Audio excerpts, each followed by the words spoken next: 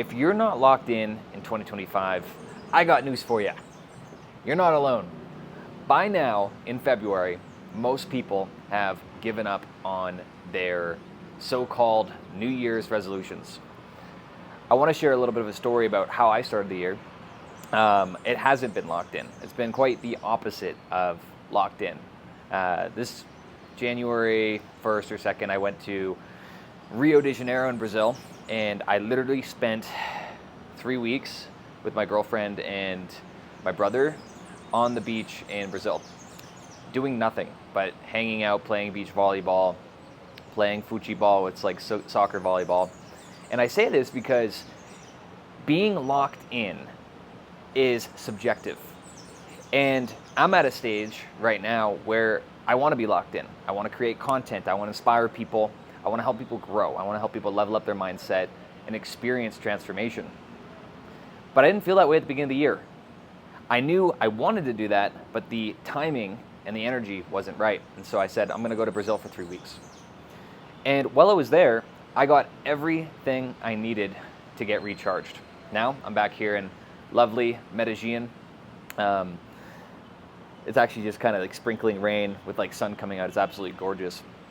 But I want you to think about being locked in as a mindset where you're either locked in to a period of rest, relaxation, and you're locked in with building relationships and nurturing relationships, or you're locked in the sense, the Hormozy way, or all these other YouTubers and people that's like, oh, you got to grind 24/7 and build your future. One of the things that's unique about my journey is I've done both, and it hasn't necessarily been mutually exclusive. And here's why. At the beginning of 2020 or 2019, I started like Amazon drop shipping and all this stuff. I bought all these courses or whatever to be able to travel the world full time and work. And ultimately, none of them really worked. And I cut off a lot of friends and family members. I locked in. And I regret doing that. It's like, on the one hand, I had excellent discipline and I was able to, go in on trying to make those things happen. But one, they weren't in alignment. I was treating it like a job, and if you're an entrepreneur and you treat your work like a job, you're not going to get very far, as I've learned. And I wasn't that passionate about it. But then I got introduced to the solar industry, and again, I did the same thing. I locked myself away for 9 months to learn the industry with 3 guys that I lived with in California. And again, like, my quality of life sucked. But eventually, after the pandemic, my work went remote. I said, this is my ticket. I'm traveling the world. I'm going to start selling solar remotely. And when I did that, all of a sudden, I got to experience life while building a future, while working online, whatever. It was like a lifelong dream come true.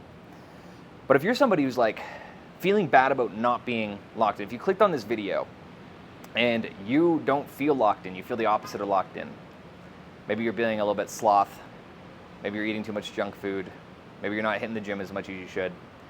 I've been there. I didn't go to the gym. I hardly worked out once in Rio. I did some hikes and stuff. But I'm dealing with a shoulder injury. I don't know if you can see this scar here. And it's forced me to take a step back the last year while I've been like recuperating my shoulder. And I haven't felt locked in the traditional sense. And it wasn't until about 4 to 5 months ago where I haven't felt bad about being locked in. Here's what's interesting. It's so easy to judge ourselves, right? If you are going through it and you're having a not so great experience of life, it's got you down a bit, and you're not doing the things that you should be doing, one of the shadow work exercises that I do with people is leaning into not doing anything. And a mentor of mine actually went through a phase like that, and because I was so caught up in this hustle and grind culture, I thought he was crazy. I'm like, yo, you're taking time off your business, you're just literally like floating around, you're leaning into this feminine energy, and I didn't get it. I didn't get it till I had my own kind of like awakening, and I got confronted with a bunch of things that made me take a few steps back, and I wasn't so locked in.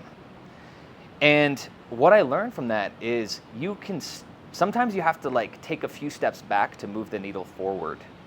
And if you're constantly, I burned out more times than I can count over like my 4-year career with my last business.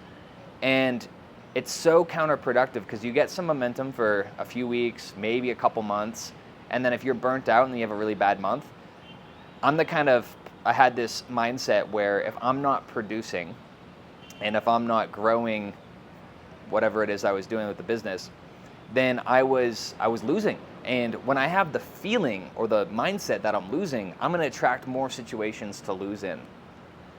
But what if, and bear with me now, like what if you can have both?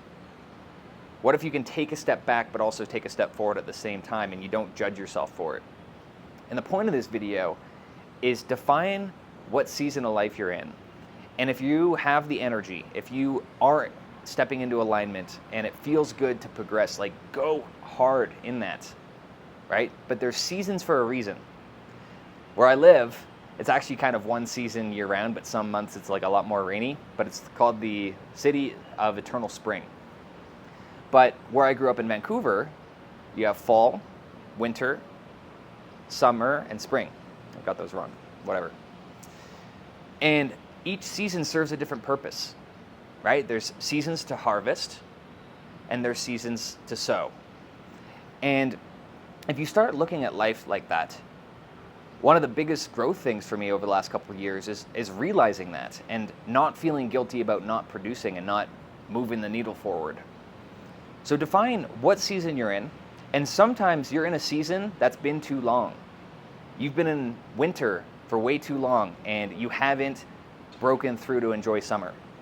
Summer's my favorite season growing up in Vancouver. It's like the ultimate time.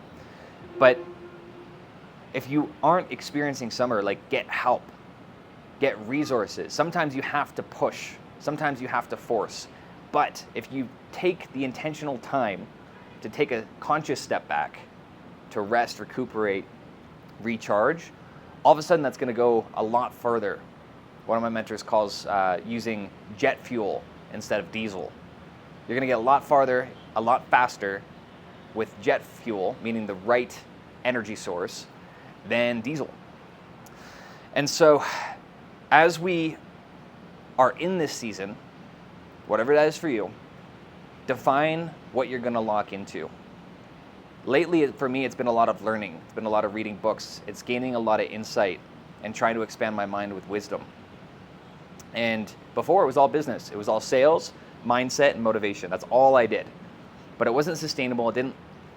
Motivation gets you so far, right? Discipline is great. Having disciplined habits is going to get you much farther than motivation because you'll do things even when you don't feel like it.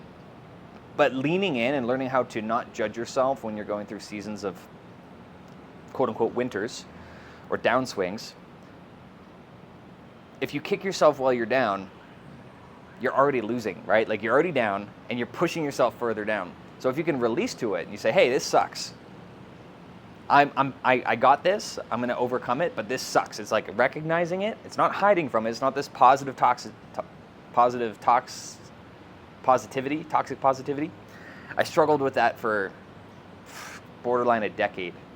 I used to feel so overly bad when I was a teenager that when I started to feel up, I took care of myself, I went to the gym, I got so obsessed with positive energy, I didn't know how to sit with negative energy. And that's actually a disservice. Like you see a lot of these people that are overly positive, and I am a 10 out of 10 going to be a glass half full kind of guy. But now I learned how to recognize when things aren't all as they seem or they're not going as well as I hope and whatever. And it's not kicking yourself while you're down, because at the end of the day, it's all about energy. If you are in an energetic state where you're optimistic, where you feel your future desired outcome before it actually exists, that's what manifestation is. That's what prayer is. It's like having faith that you can overcome your current circumstances. So define what locking in means to you. Define what season you're in.